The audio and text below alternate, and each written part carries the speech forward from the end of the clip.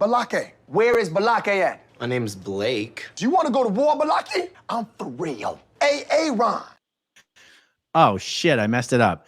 Oh, and I said, okay, I cursed in the first 3 seconds of the video. I screwed it all up, William. I screwed it all up.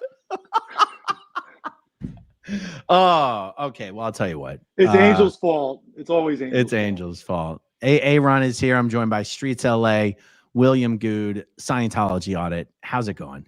It's pretty good. Pretty good. Having some fun. You are shutting it down on Hollywood Boulevard every single day of the week. It's 7 days a week you've been out there, right? Yeah, it's lately, yeah. For the last, I'd say, month or so, pretty much.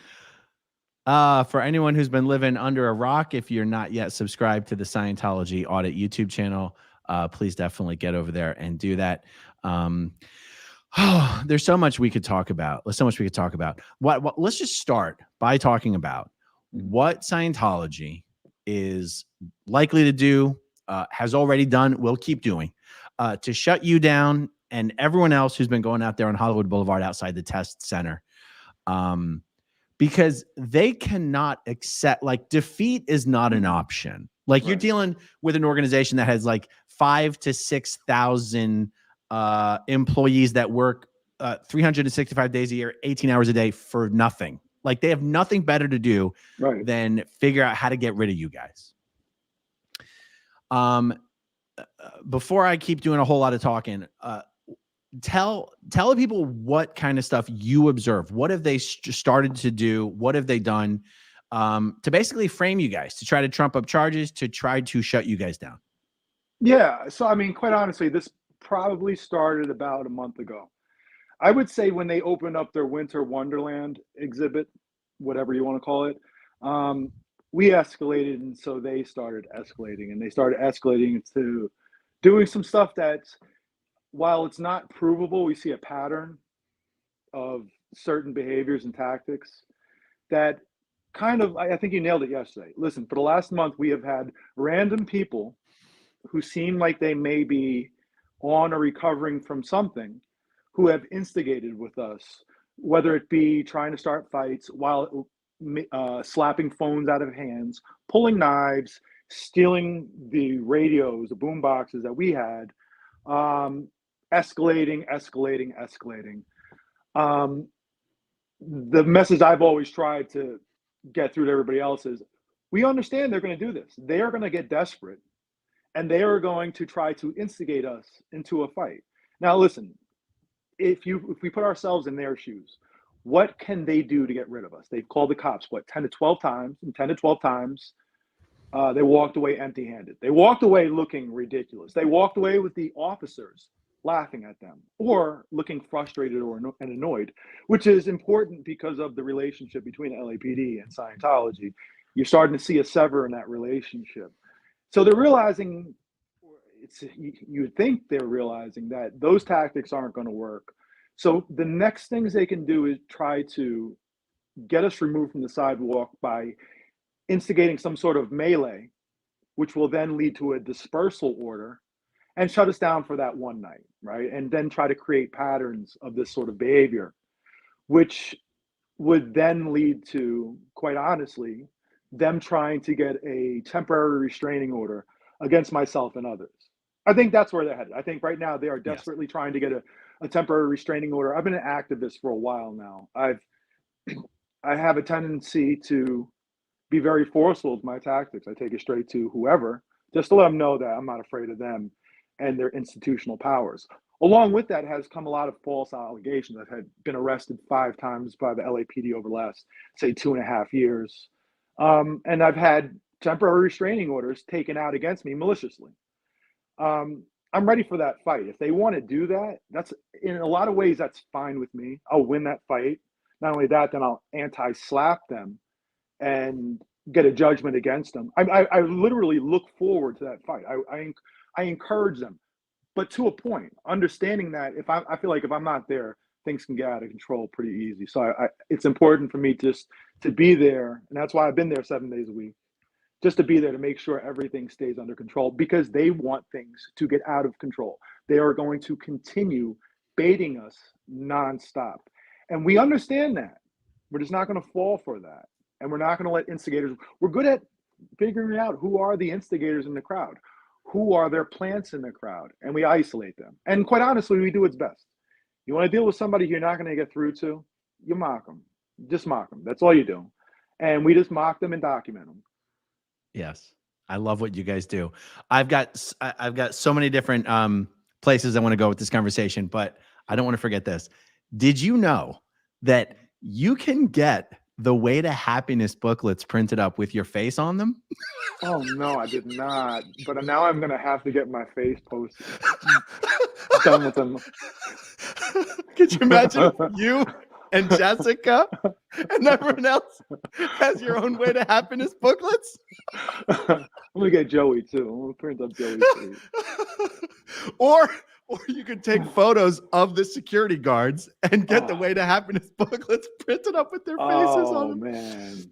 Okay, I just want one of the guys who are a part of the crew to walk around with a little trash can, and anytime they hand out a flyer, and just be like, no, it's a Right call. Put it right here. Oh, and at the end of the night, smart. You got a trash can full of flyers. That is actually so smart, because we will have more flyers collected than they will have people who have kept their flyers, let alone use them. Okay, now let me ask you this. It's supposed to be some sort of a crime to file a false police report or to constantly, if they've called the police on you guys like 11 or 12 times, and every time the police show up, they leave and it's all BS.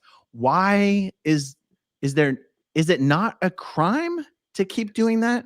Yeah, no, actually it is. I think that we've had a pattern of behavior, a relationship between the LAPD and the Scientologists going way back, where the LAPD always just came to the rescue. I've seen videos from maybe 4 or 5 years ago where people were filming in front of the Scientology building, the same test center, not in a doorway or anything. And they called the cops, and the bike cops came over and told them, ask for their name. And the guy said, we don't have to give our name. And he was just trying to bully them. And he said that you're trespassing on a public sidewalk, this is a cop saying this to this guy. And all of this is just false. You can't trespass from a public sidewalk. But they've had that relationship where the LAPD always came to their rescue. And now the LAPD is being held accountable. And this happens behind the scenes that people aren't seeing. The emails that I'm sending to the chief and to the captains over at the Hollywood station and to the senior lead officers. And I noticed they have a new senior lead officer over there. It used to be, when I got the card asking for, regarding a noise ordinance, I asked for the card. They gave me the card for Senior Lead Officer Cohen. The old Senior Lead Officer was white. I filed a bunch of complaints against him for his handling of the Scientology incidents. And I don't know if he's there anymore. He may have transferred him out. And that's a good thing. Again, I'm trying to sever that relationship. Now, are the LAPD going to hold him accountable? Normally, no. But that's my goal right now. My goal is to, today, in the coming days, because there's other things I'm working on. I kind of just pace myself with how I do certain things and kind of lead up to the next step. But the LAPD is going to have to answer to why they're using so many resources to respond to these calls. Last night, there were 4 officers and a sergeant and a bomb sniffing dog over a supposed bomb threat. When you look at the comments on the officer's dash, it says that somebody outside, a young man was outside with a bomb. Now, here's the thing, right? You notice they didn't come outside and check somebody for a bomb or ask about a bomb. They went straight inside, and they went into a back room, and they closed the shades, and they had their conversation. My guess is there's some frustration, and the sergeants sort of showed it. They're frustrated with what they're dealing with. They know it's ridiculous. And listen, if there was a bomb, they would evacuate it. If they thought there was a bomb, they would have evacuated that area. We would not have been able to stand next to that building. Everybody inside the building would have been removed. So the officers never once believed that there was a bomb. Now it's up to me and others to hold the captain and the police chief accountable for these resources used over and over again. I talk about this all the time. Half of LA's discretionary budget goes to the LAPD. Okay, it's a lot of resources. And the average officer out there makes $132,000 after overtime, and the sergeant makes about $150,000, $155,000 after overtime. And we're using these resources for up to an hour at a time to focus on this ridiculousness rather than out there dealing with real things that are actually going on out in and around Hollywood. So, and again, the church is tax exempt. Are they? How much of their tax money is paying for this, for them to misuse the police department while we are paying for this? So it's frustrating, and it's time for, quite honestly, the LAPD to make a statement and to start investigating these calls. Like, Right. if they're calling in a bomb threat and it's frivolous, then they need to be investigated and prosecuted. They would do it with us. They're going to have to do the same thing with Scientology because it's the right thing to do. It's the fair thing to do. That's right. I said in my video this morning, Scientology has a phrase, it's a derogatory phrase that they use for staff members or SEERG members who justify why their weekly statistics are down.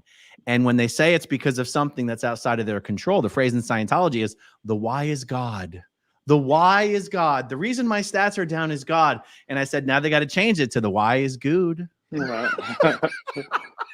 Well, I mean, and listen, and that's right though. That when we look at these recruiters out there, when it comes to Thursday afternoon at 2 p.m. when I guess they go over their stats or whatnot, I'm going to tell you, at 1 o'clock in the afternoon, they are frantic out there, frantic.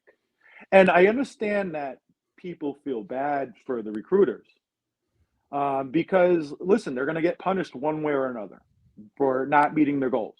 They're not going to say, hey, they got these annoying people outside who are stopping us, and that's why we couldn't meet our goals. They're going to say, you got to meet your goals, period, right? That's the why not. Understanding that, if you look at the morale among the recruiters, it's down. All of them. All of them look a little sadder. And I think there is a little bit of, to a point where, of course, on a human level, you're going to have sympathy for anybody out there.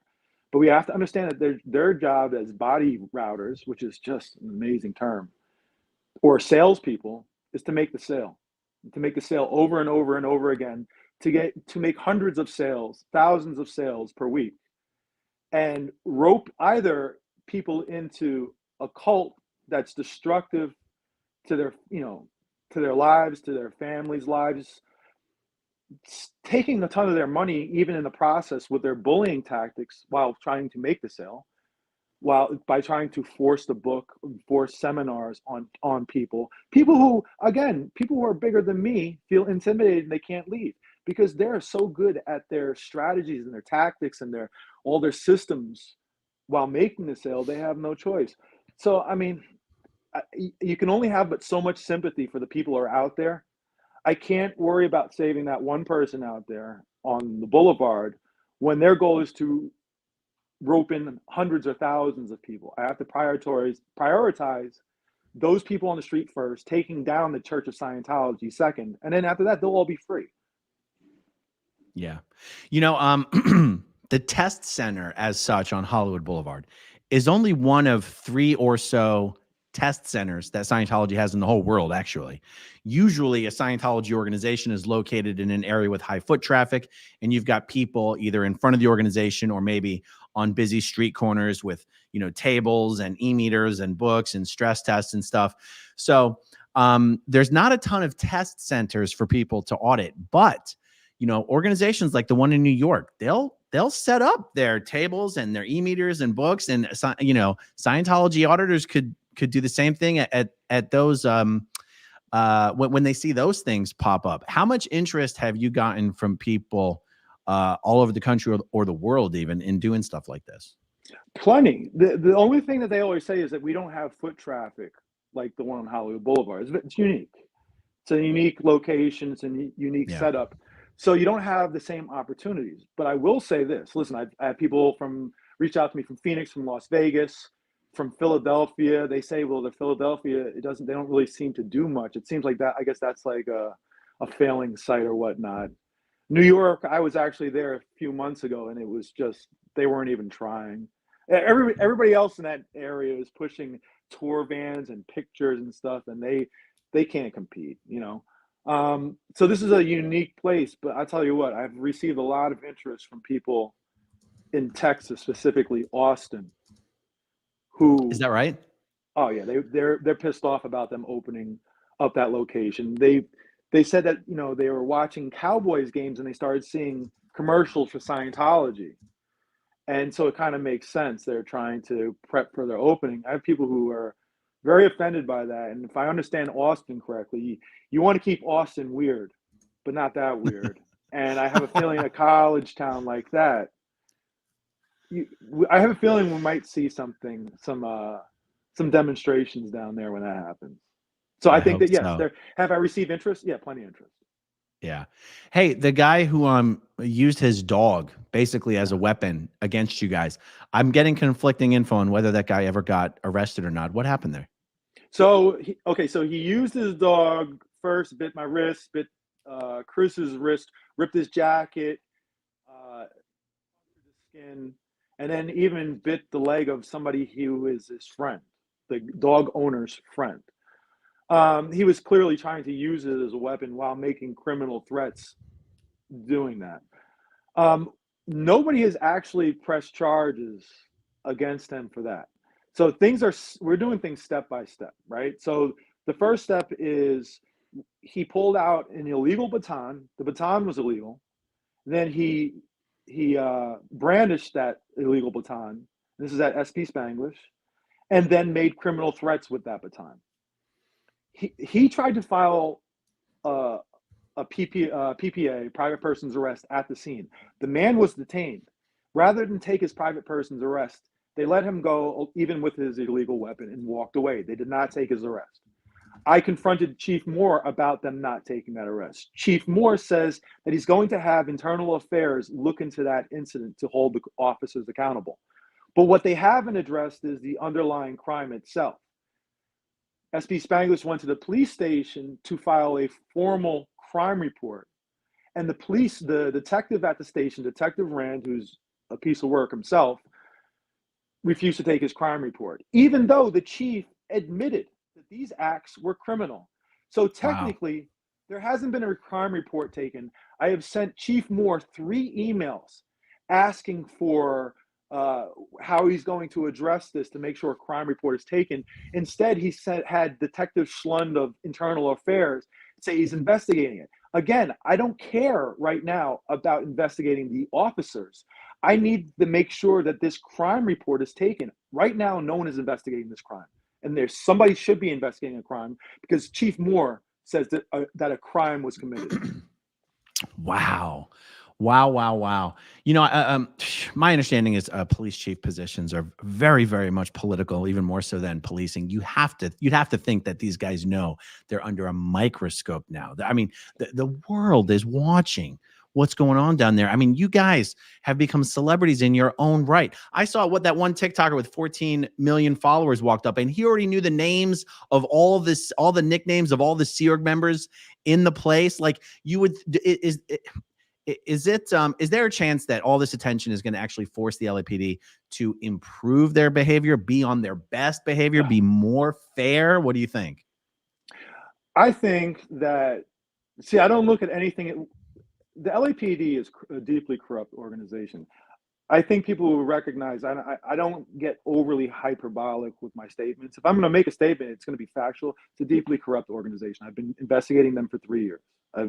I'm going through, ready to lodge a barrage of lawsuits over their misuse or actual illegal destruction of police shooting. They destroyed 25 years of police shooting documents, even though they were supposed to be preserved. They did it on purpose. They knew what they were doing.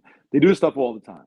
Okay. I broke a story about the LAPD, one of their divisions, a gang unit out in the valley, has been putting air tags on cars, following people around, pulling them over, robbing them.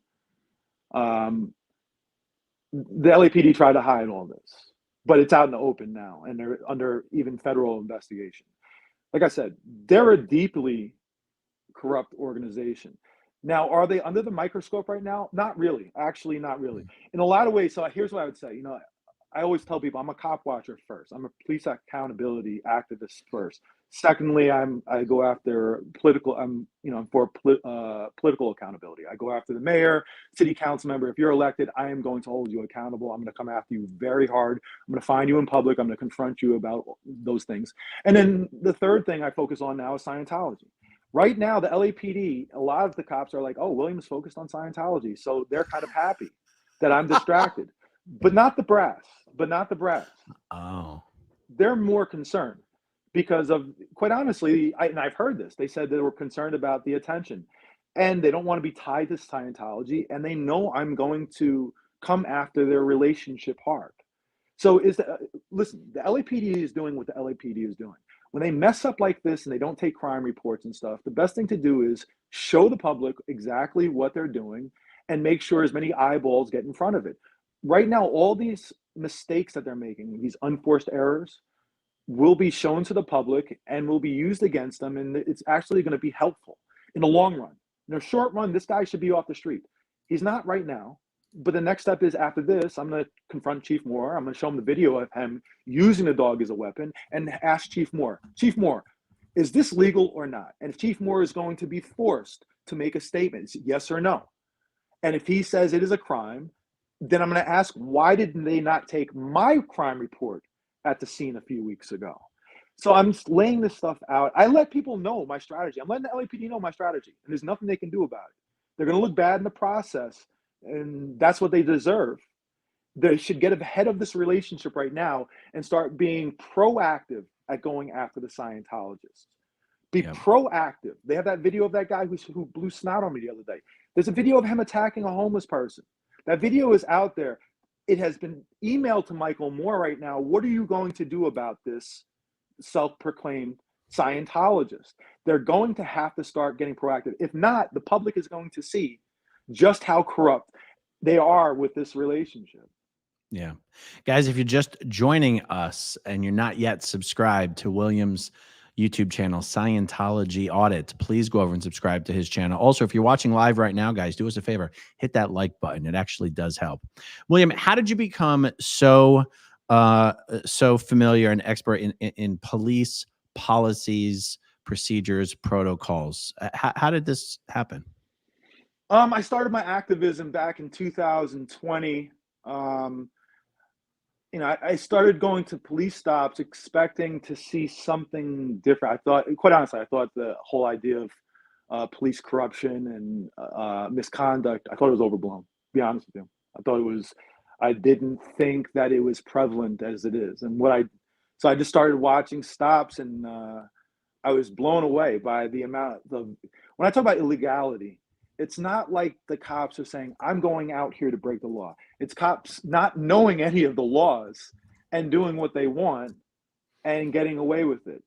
Pulling somebody over because they did a California roll through a stop sign does not constitute the right to search the car and search them and have them against the wall for 45 minutes. That's illegal.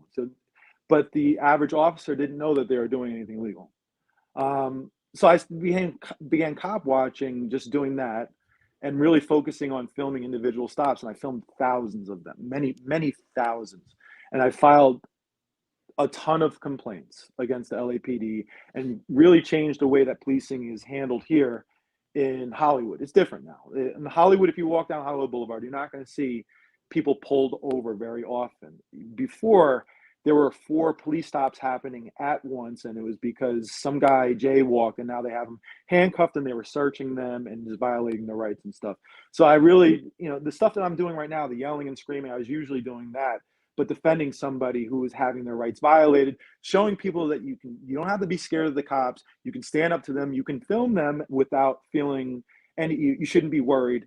And you see, it's a lot of the same sort of tactics I use against Scientology. People have a fear of Scientology. Oh, if I criticize them, then I have to deal with fair game, and they're coming after me. They're gonna make my life hell. I'm just trying to show people that, again, they're a paper tiger. They haven't done anything. There's nothing to be. Exactly. There are little kids out in front of that place, completely unafraid. So older people shouldn't be afraid. Let me ask you this: have you been contacted by any of your friends or associates or past coworkers being like, hey, I'm getting calls from private investigators saying they're looking into you? Has that happened yet? No.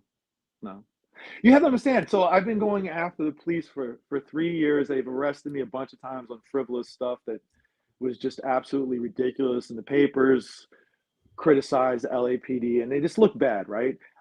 I don't think you can go ahead and go like, if anybody was to have done it, it would have been done by now. These guys are reliant on off-duty LAPD officers to do their dirty work. I've been going up against these officers in a very personal way. If there was a group or somebody who was going to do a lot of this, fair gaming or whatnot, it would have been done by now. And so, listen, I'll tell the same story. I know when I first started coming after Scientologists, the LAPD, they went to the LAPD and said, "What's up with this William Good guy?" And I'm telling you, the senior lead officer said, "Just leave him alone. Don't get engaged. Hopefully he'll get disinterested and he'll go away in a few months. But just don't engage him. He's going to make you look foolish every time." I know that, and I'm telling you, I know that for a fact. And they chose to do otherwise. Yeah. So no, hey, you went back to the Hollywood Guarantee building a few days ago on Ivar in Hollywood, and you, I think without knowing it, caught on camera two of David Miscavige's most senior executives. And it just so happened that the security guard saw you coming up and he started mouthing off to you in a way that I didn't think he would, but I think he had to, because Ty Webb and Molly Hertling were right there. That security guard had nothing. Top on his brain was keep William away from Ty and Molly. Keep William away from Ty and Molly. Did you have any idea who was walking past you at that moment? I had no idea, quite honestly. I believe I was going up there I was just over there getting a shake or something, because it's right across the street. Or maybe I was at the farmer's market and I just happened to be walking along and when I see them, listen, there's a lot of stuff I don't get on film. Like I have a lot of confrontations when I'm just walking by and I know it's going to be a 30-second confrontation. I'm not going to set up a whole live for that, and it's usually spontaneous. And that was one of those times filming that. I'm surprised I filmed it, because usually it was a short confrontation. So I'm happy I did, because I had no idea who it was. And yeah, never the last time anyone laid eyes on Ty Webb, he was in South Africa, shipped off, so that that guy's personally responsible for orchestrating hundreds of millions of dollars of identity theft and credit card fraud. Wow. And I tell you what, I mean, just one of those happy accidents that when you got people live streaming all the time. All right. I still got a bunch of questions. I hope you don't mind. At this point in the movement, do you welcome more and more people showing up? Like, is that what you want, or is it getting to a point where it's a problem? Oh, listen, it's a point when it's a problem. It only becomes a problem if the people that do come there strictly to either cause problems, or in their attempts to chase clout, cause problems, even if it's unknown. Like last night, the guy who was rapping and stuff, he was just, doing this thing. He saw a crowd of people there. He saw a lot of phones, and he's like, "I'm going to, get as many eyeballs as possible." Just don't go inside the test center, right? But I would like to make sure that any given time, people can come out there with their kids and watch, because they have been bringing their kids, their 6, 7, 8-year-olds. Have an environment where they feel safe. So as many people as possible, just make sure, it's a PR war. We want to make sure that we win over the public, and the public is on our side, even if they don't know it. All you have to do is explain some basic stuff about Scientology, and they're like, "Oh, hell yeah, no, hell with those people." The only way that we could lose this is if we look worse than the Scientologists. If we do something so goofy or destructive or illegal, that's what could hurt us. So as many people that want to come out as possible, just make sure keep it. We've always kept it fun. Honestly, we have a fun time out there. We've had a fun time out there while not having to work very hard to make them look foolish, because you just document them doing their goofy stuff nonstop. I gotta tell you, that movie that they're playing in front of there, that strategy, I just don't understand it for the life of me. They don't, and if you were actually watching the movie, you can't hear what they're saying, because they have the speakers pointed to the side to where the protesters are by the front door. So you're just watching this. I don't know. That's some weird propaganda. Yeah. So the other day, Scientology sent out this email saying that they were going to take advantage of your guys' cameras. They were going to use your cameras to their advantage. They were going to set up a Way to Happiness tent. They were going to hand out Way to Happiness books. And Jessica said she was going to bring a T-shirt that said, I'm actually a squirrel in a human costume. And I was looking forward to it. And what do you know? They didn't go with that strategy. Instead, they sent like 4 or 5 Sea Org members with hats and masks and gloves just to film all of you guys all night. And I what you said, I loved it. You were like, guys, you are the ones making yourselves look like a cult. Look at you. All we're doing is showing the world what you're doing. Like, this is you. You're doing this. I got to tell you, man, there are bad strategies and there's some strategies that are so far off where I'm left speechless. And that was one of them. I mean, they had like the Scientology Karens out there. And, they weren't just filming, but they were filming us as hard as they could. Like they were pressing that button so hard that they weren't even filming half the time. And there's so many guys that it's like someone's filming them from the back, someone's filming them from the sides, like and you go, I mean, it's just, they don't know what to do. They have no idea what to do. I mean, listen, putting that movie out there, and lately they've been saying, hey, you know what? If you want to learn about us, go to Scientology.tv. I say the same thing. Go to Scientology.tv. It's not helpful. None of that is helpful. That Dianetics movie, none of that is helpful. The movie they have in front, none of it is helpful. You look at that and it turns off the average person or it bewilders them. They're not curious. They're not curious. This is just, and I just enjoy giving things little pointers that I think would be hilarious. But it's things that would disarm them and be like, look, you guys, I know your guys' stats must suck. Let us help you out. What's the website? Show us the book. What's the book you want everyone to buy? Okay, everyone, if you want to know more about the Scientology cult, go buy Fundamentals of Thought by L. Ron Hubbard. Like because on the one hand, you're getting out the message that they want. On the other hand, they know it's not helping. Yeah, I'm going to do more of that too. I mean, I have done that before. I always told them when I first started filming, treat this like an infomercial for yourselves. I'm just going to give you free advertisement to show us your way of life or whatnot, and I kind of use it against them. But yeah, no, it's actually, let's look at these teachings. Last night I kept on just focusing on that movie because it was so odd. The statement I couldn't get over, and it's obvious, but the fact that they chose it is, don't drive or fly with somebody that's drunk. I'm like, wow, that's just kind of a no-brainer. Oh, so those videos are actually the Way to Happiness precept videos. Those are from the Way to Happiness book. Yeah, so they're playing that video out there on a big 12-foot projected screen. Yes. And so you have the subtext, but you can't actually hear what they're saying. But their emails, I'm not going to get too much into it, but they think that's a winner. Like, oh, we're going to use TikTok against them. We're going to come out there and hand out Road to Happiness, and we're going to make them look foolish by smiling in their face. These bunch of boomers who have no idea what they're doing. They have no idea how to use TikTok, and they think that their message is going to be appealing. And I don't know what they're thinking. I don't know what they're thinking. The next thing, mark my words, they're going to put out a press release at how they solved crime on Hollywood Boulevard by using your guys' cameras to promote the Way to Happiness. It spread a calming influence across all of Hollywood. Crime plummeted to 0. And they really are going to do that, aren't they? Because that sounds like something that I've seen. And everyone, and the truth will be, everyone was so busy watching your guys' streams, no one had time to commit crime. No, but if you want to promote Dianetics, you could be like, all right, guys, if you want to find out why Tom Cruise disconnected from his only biological daughter, buy and read Dianetics by L. Ron Hubbard. Oh my God. And I'm sure you can find a copy of it for free online anyway. So just go online and find it somewhere. Absolutely. Absolutely. Let me see. What was something else I wanted to ask you about? Okay, so you definitely don't mind more streamers, more people on YouTube, more people on TikTok coming up and joining, as long as they're helping do it right, helping to keep people from clown behavior and getting the police involved. Yeah, absolutely. And listen, they keep on saying, hey, You know, these people, they're doing it, they're getting paid for doing it. I mean, yes, YouTube pays you. And I have no problem with somebody coming out there and streaming this for money, but you don't have to become the act.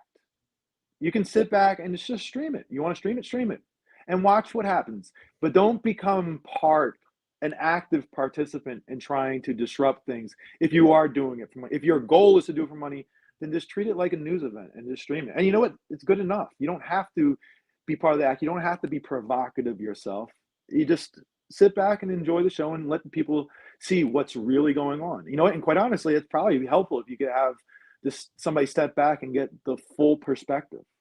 Think about that. So That's yeah, incredible. anybody come out, just keep it legal, and don't do anything that the people who were out here originally, the 5, 6, 7 people, wouldn't do ourselves. Don't come out here doing stuff that if you were here by yourself, you wouldn't do. Don't treat the Right. crowd just because you see a crowd start doing some stuff just because you know the crowd will sort of protect you. We're not going to protect you. Right. Now, look, you might have already alluded to this answer before, but do you think that LAPD officers assigned, how do they do the assignments? By district, by street? But the LAPD officers that are assigned to the area that you guys are in, do you think they're sort of, I mean, are they getting sick and tired of Scientology constantly Absolutely. crying wolf? Absolutely. They are absolutely sick of Scientology. Listen, that's the Hollywood HED, all right? The Hollywood Entertainment Division. It's sort of like a task force, a special unit, right? And they get paid more than the rest of the cops, the regular patrol cops. I started fighting against them. That was my primary focus when I was fighting against the LAPD, was that unit. They were really awful with their tactics, illegal. And I also felt, it's weird, but I also felt like they created some more crime. They were so aggressive that when you walk down a Hollywood Boulevard, if you were a family, you would look and you'd say, wow, there are 5 different people, 5 different stops happening all at once that I can see. Little they know they were handcuffed and having their car searched because they didn't use a turn signal. Back then, there were 70 cops in the HED. I hit them up pretty hard to the point where they dropped it from 70 down to 23 in the HED. And at the same time, crime dropped too. Okay. So there's that theory or belief that more cops reduce crime, and it's not true. It's, good policing tactics will reduce crime. And when people weren't walking down the street and seeing all these stops happening, they started saying, oh, wow, this is a family-friendly environment. There's not all this crime going on. And so families came back just because by reducing over-policing. But those cops right there, I beat them up so hard. I know them to the point where we actually have a respect and relationship. I know them all. I know how their reactions to me they've told me with their body language that they are sick of it, that they've got better things to do. When I'm saying to the sergeant, you got better things to do than this, and he's laughing and literally acknowledge it, yes, that's a bad look for Scientology. I love when you give them shit for staying inside the building for too long when they know. You're like, stop it. You guys are wasting time. Get out of there. Get back on the streets. Well, I'm actually helping the cops in a lot of ways. I know they want to get out of there, and the Scientologists are saying, but this. And they're saying, well, there's nothing we can do. And they're asking for a sergeant. Listen, I think they know that when I'm screaming, and I'm often screaming saying, Michael Moore, can you please explain why these cops have been here for an hour? Or Captain Rippey or Captain Heredia at the Hollywood Division. Can you please explain why these cops? Because I'm talking to the camera, knowing I'm going to cut that video up and I'm going to send it to them in an email and ask them, why did they spend an hour in there for a non-crime? And I let them know that if they don't handle this, then I'm going to make a thing of it publicly on social media. And I'm going to tell you right now, none of those cops want to go viral on social media. They don't want their kids and family members they don't want their family members or their kids seeing them defend or being perceived as defending Scientology. Their kids don't want to go to 8th grade or middle school and have their friends saying, hey, why was your dad defending the Scientologists? Because it's a thing now on TikTok, if you haven't heard. And so they better think of how they want to be perceived. They have an opportunity to handle this. I'm not asking for special treatment. And I'm not asking for them to be punitive with their punishment to get to Scientology. I'm asking for some basic fairness and even-handedness with how they would treat any other group, business, or organization. Right. By the way, the Los Angeles Scientology organization, which is the northwesternmost organization on L. Ron Hubbard Way, they used to have their own body routers right outside of Kaiser Permanente across the street. Are those guys not there anymore? Do. They still are there. Oh, they do. That's a one. Yeah. So listen, you look at the Hollywood Boulevard Test Center. Like I said, it's a unique location. It's actually a great opportunity for them to recruit people. If we were not there, they're not going to recruit many people, even if we weren't there anymore. At this point, when they're walking down the street 2 blocks away, people are screaming, "That's Lurch," or "That's the young lady," or "That's," everybody knows they're a thing.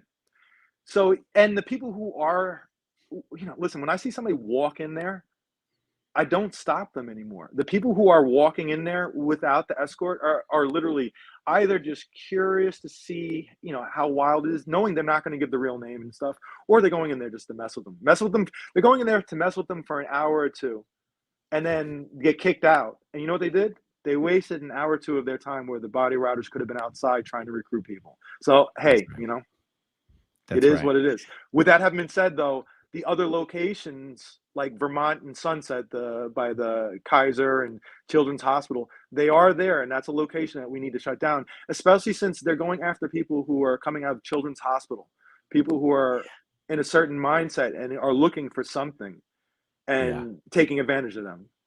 Yeah. Guys, if you're new to the stream here, check out William Good's channel, Scientology Audit, on YouTube.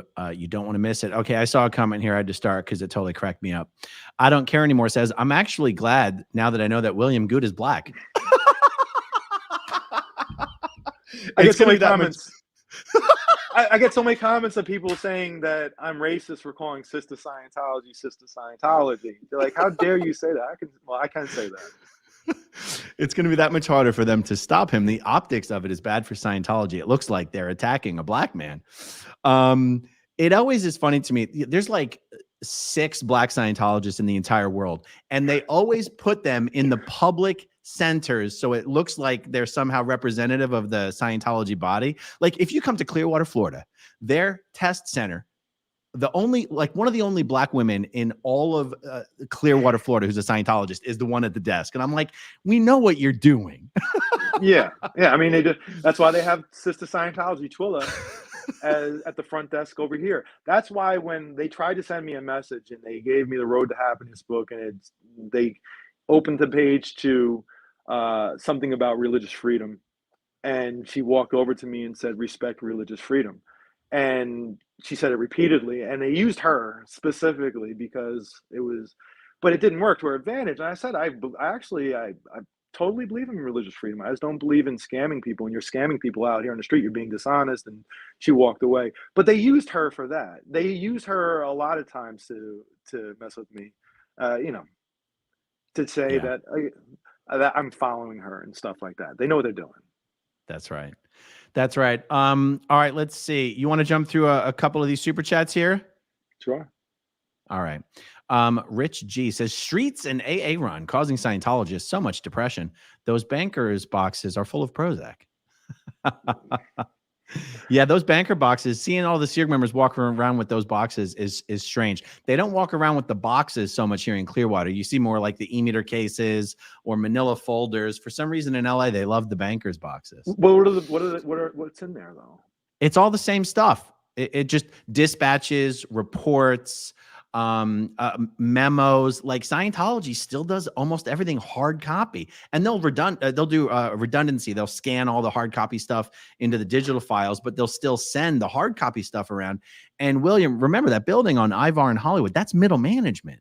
So paper submissions and mail packs are coming into that center from all Scientology continental management offices in the world, and sometimes directly from the city level organizations. And it's the most inefficient organization you could possibly conceive of. I would like to see a time lapse done of 24 hours of that building over on Ivar to watch the number of deliveries vans that come up with boxes and boxes and boxes and boxes that are sent from one building to the next and around the corner. And I mean, it's nonstop, and it's so weird. I would actually like to see a 24-hour time lapse of the number of deliveries and boxes they transport around.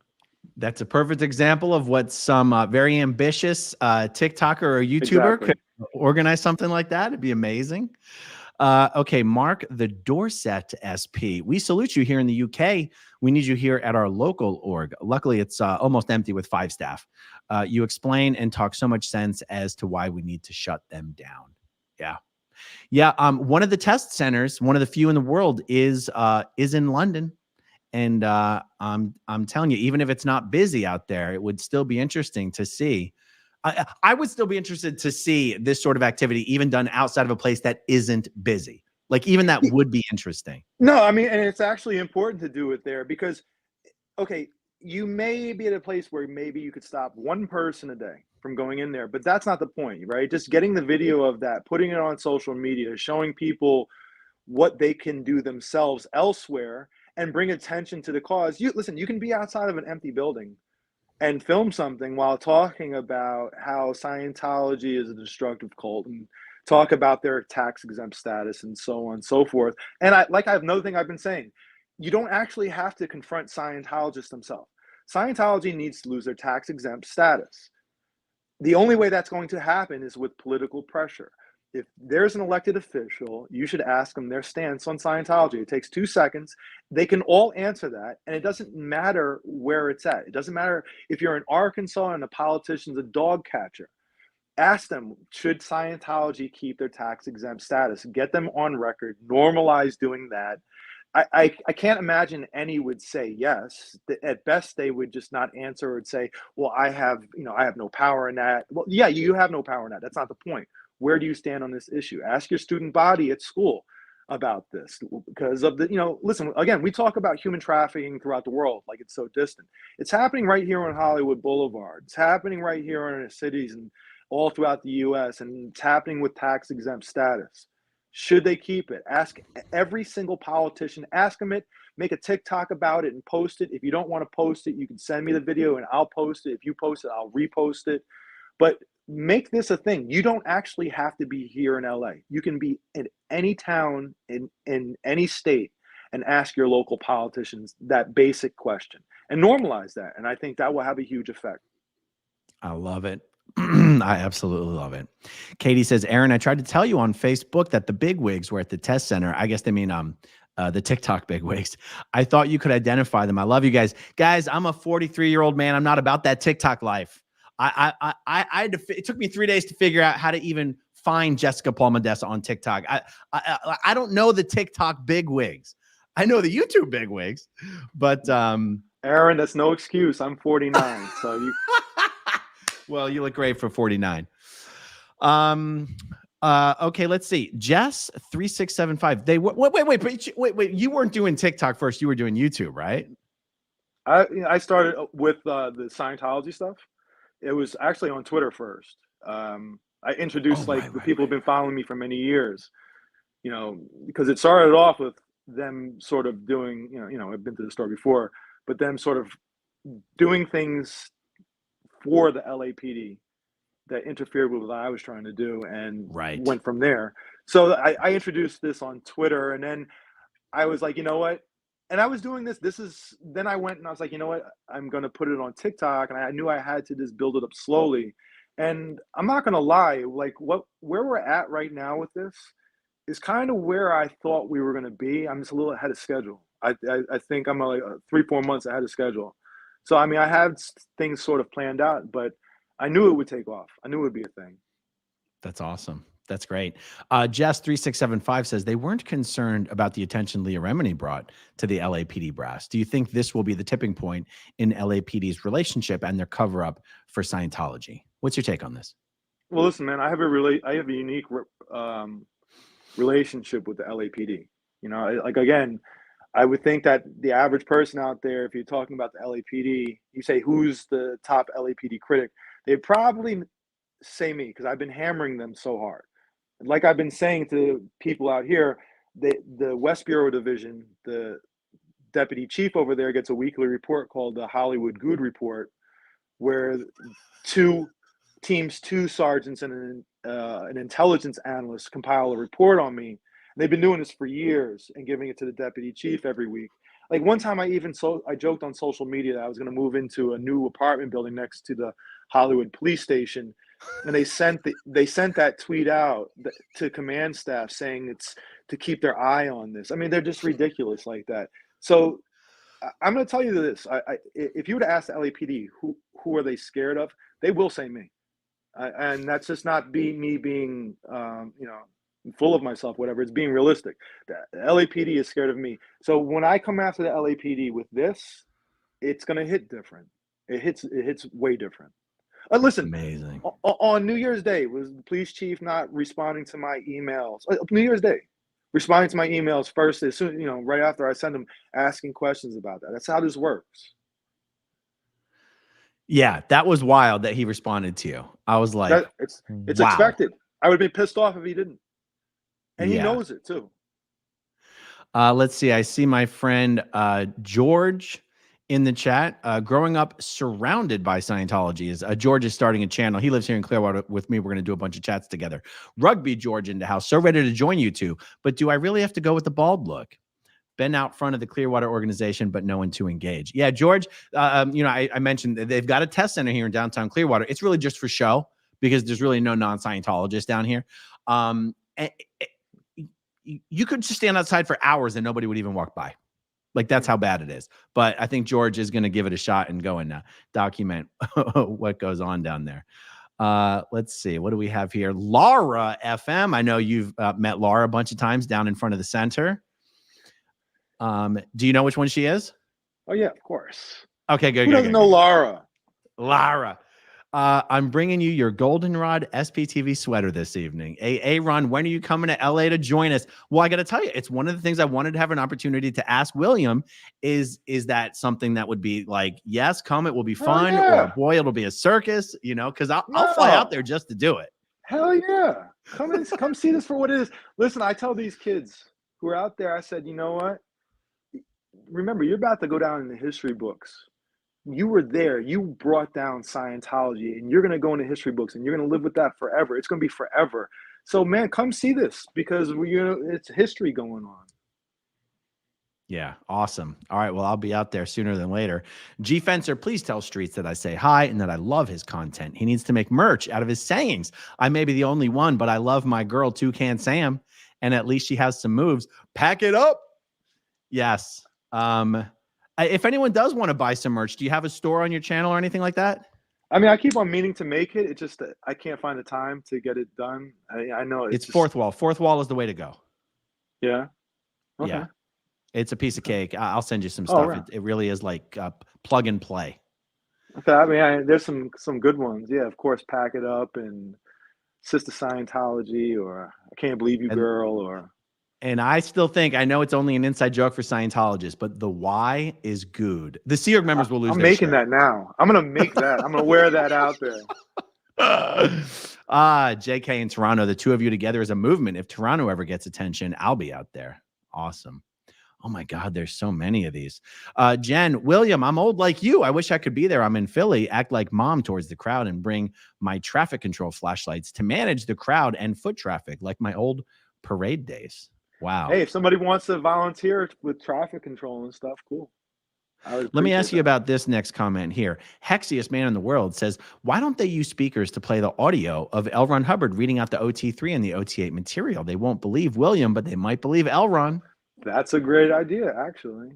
If somebody can help me out with that, I would love that. Very cool.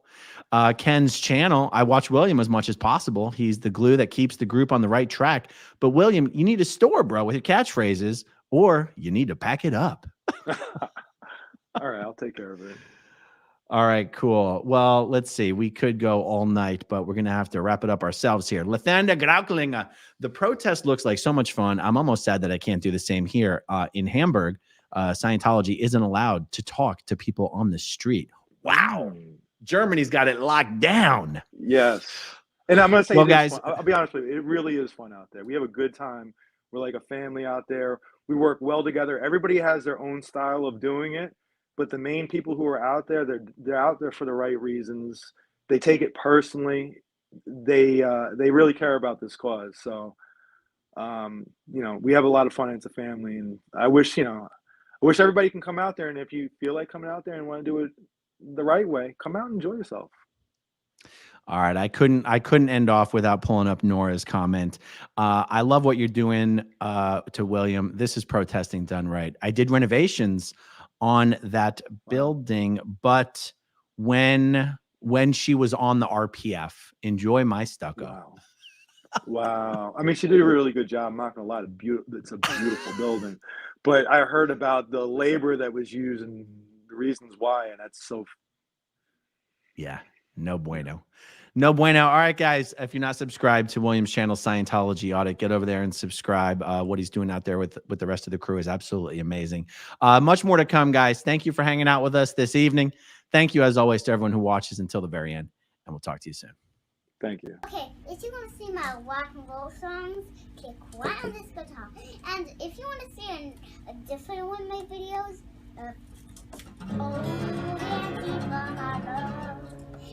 then you could click right inside here. If you have subscribed or not, subscribe